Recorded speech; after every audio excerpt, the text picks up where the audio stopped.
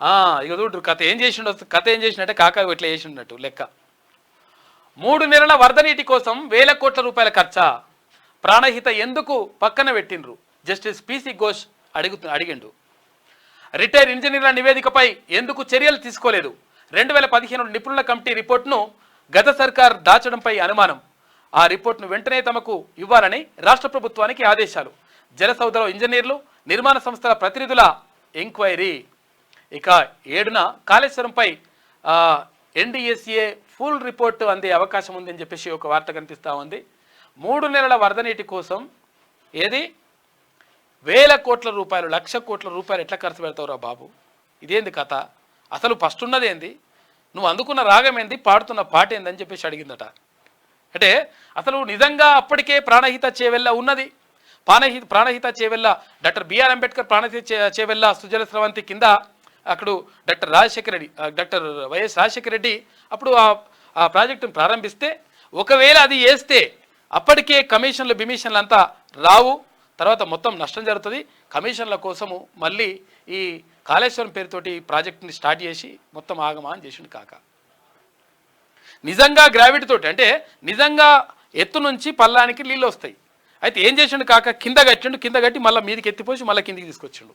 ఇట్లుంటుంది అన్నట్టు కథ. ఎందుకంటే ఇదే కాళేశ్వరము అని చెప్పేసి ఆగమాగం చేసిండు కథ. కాళేశ్వరం ప్రాజెక్టు నిర్మాణంలో జరిగిన అవకతవకలపై జస్టిస్ పిసి ఘోష్ నేతృత్వంలోని జ్యుడిషియల్ కమిషన్ తన విచారణను స్పీడప్ చేసింది. అసలు ఆ ప్రాజెక్ట్ అవసరం ఎంత, దానికి పెట్టిన ఖర్చు ఎంత, కడుతున్న వడ్డీలు, కలుగుతున్న ప్రయోజనాలు వంటి ఆర్థిక అంశాలపై ఆరాధిస్తుంది. తుమ్మిడిహెట్టి నుంచి గ్రావిటీ ద్వారా నీటిని తీసుకునే అవకాశం ఉన్నా ప్రాణహిత చేవెళ్ల ప్రాజెక్టును కాదని, కాళేశ్వరంలో భాగంగా దిగువన 3 బ్యారేజీలు కట్టి నీటిని ఎత్తిపోయాల్సిన అవసరం ఏమొచ్చిందని ప్రశ్నించింది. చూసినవా, మీద కడితే నీళ్ళు వస్తాయి, మీద కట్టకుండా కింద కట్టింటే కింద కట్టి మీది తీసుకొని మళ్ళీ కింద తీసుకోవాలి, గట్లా తీసుకొచ్చింది కథ. ముఖ్యేడుందంటే ఇట్లా చూపించినట్టు ప్రశ్నించింది. ఏడాది పాటు నీళ్లు తీసుకునే అవకాశం ఉన్న చోట కాకుండా 3-4 నెలలు మాత్రమే ఫ్లడ్ అంటే ఇక్కడ వరదలు వచ్చే చోట వేల కోట్ల రూపాయలు ఖర్చు చేసి లిఫ్ట్ చేసుకోవడం ఏంటని ఇంజనీర్లను అడిగి తెలుసుకుంటోంది యువసుడి కథ.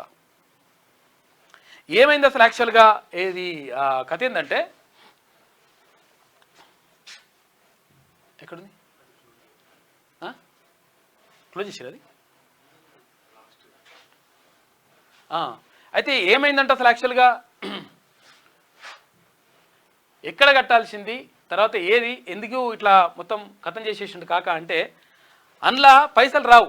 ఏది ఒకవేళ పాతది కనుక కట్టింటే, ఒకవేళ ప్రాణహిత చేవెళ్ళ కనుకుంటా కట్టింటే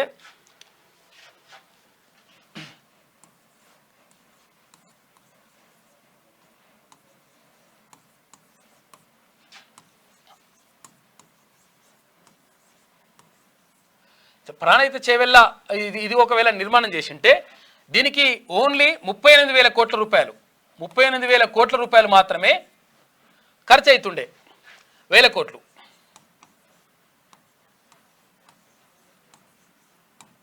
అయితే ఈ 38,000 కోట్ల రూపాయలు ఎట్లయితుంది అంటే, అసలు యాక్చువల్గా ఇప్పుడు ఇక్కడ ప్రాజెక్ట్ కట్టినాం అనుకో, ఇక్కడ ప్రాజెక్ట్ ఇక్కడ నీళ్ళు వస్తున్నాయి, ఇక్కడ ఏది గోదావరి నది పారుతుంది, తర్వాత ఇక్కడ ఏంది 3 నదులు వచ్చేస్తూ ఉన్నాయి. ఇక్కడ నుంచి ఇక్కడ కట్టినాం అనుకో, ఇక్కడ కట్టేస్తే చాలా ఈజీగా ఉంటుంది. ఇక్కడ నుంచి గ్రావిటీ ద్వారా అంటే ఒకవేళ వంపు కిందికి వెళ్ళాలంటే ఈజీగా ఇట్లా వెళ్ళిపోతాయి నీళ్ళు. ఇక్కడ నుంచి అన్ని ప్రాంతాలకు నీళ్ళు తీసుకోవచ్చు. చాలా తక్కువ ఎత్తులో కొంచెం ఎత్తి పోసేస్తే ఇదంతా జరిగిపోతుండే. కానీ కాకేం చేసిండు, ఈడ కట్టకుండా ఈడ తీసుకొచ్చి కట్టిండు ప్రాజెక్టుని.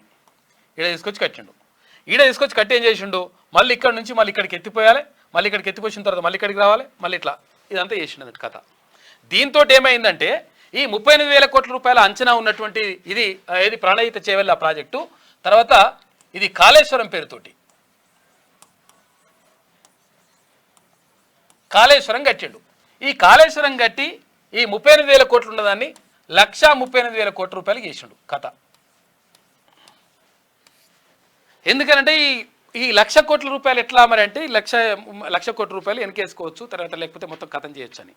ఆల్రెడీ ఈ 38,000 కోట్ల రూపాయలకు సంబంధించి కూడా ఈ ప్రాణహిత చేవెళ్ళ ప్రాజెక్ట్ ఏదైతే ఉంటుందో దీనికి అప్పటికే 11,000 కోట్ల రూపాయలు ఆల్రెడీ ఖర్చు పెట్టేసి, తర్వాత కాలువలు విలువలు అవన్నీ కూడా మొత్తం తీసుకుంటూ వచ్చేసిండ్రు. మనం పోయినాం అక్కడికి, తీన్మన్ మల్లన్న తర్వాత మనం అందరం కలిసి అక్కడ టీం వెళ్ళినాం. అక్కడ కీనూస్ బృందం మంది వెళ్ళింది. అక్కడ వెళ్ళిన తర్వాత అక్కడ ఏదైతే ఆదిలాబాద్ జిల్లా, ఉమ్మడి ఆదిలాబాద్ జిల్లా ఉంటుందో, అక్కడ నిర్మల్ దగ్గర ఆదిలాబాద్ జిల్లా ఉంటుందో, అక్కడ నుంచి మొత్తం అంతా చూస్తే అక్కడ ఉమ్మడి ఆదిలాబాద్ జిల్లా కూడా సస్యశ్యామలం అయ్యేది. కానీ అది కాకుండా 11,000 కోట్ల రూపాయలు ఆల్రెడీ ఖర్చు పెట్టిందంటే ఇంకా జస్ట్ ఒక 27,000 కోట్ల రూపాయలు 27,000 కోట్ల రూపాయలు పెట్టేస్తే మొత్తం కంప్లీట్ అయ్యేది ఈ ప్రాజెక్ట్ మొత్తం. ఏది సేమ్ ఇదే వాటర్, సేమ్ ఇదే కథ. కానీ ఇక్కడ 1,38,000 కోట్ల రూపాయలు తీసుకొచ్చేసి మళ్ళీ ఎడగట్టాలంటే ఇష్టం వచ్చినట్టు కట్టేసి తర్వాత సూపర్ డూపర్ అని చెప్పేసి చేసుకున్నాడు కాక లాస్ట్కి వస్తే ఇట్లా అన్యాయం చేసిండు, మోసం చేసిండు. కాబట్టి కాక కథ గట్లుంటుంది అన్నట్టు లెక్క.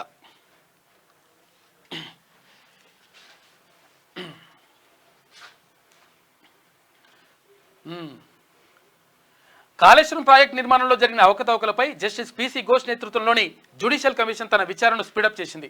అసలు ఆ ప్రాజెక్టు అవసరం ఎంత అని చెప్పేసి మొత్తం కూడా దానిపైన ఎంక్వైరీ చేస్తూ ఉంది. మొత్తం తేలుతుంది, మొత్తం కథ అంతా తేలిపోతుంది కదా, బయటకు వచ్చేస్తుంది కథ.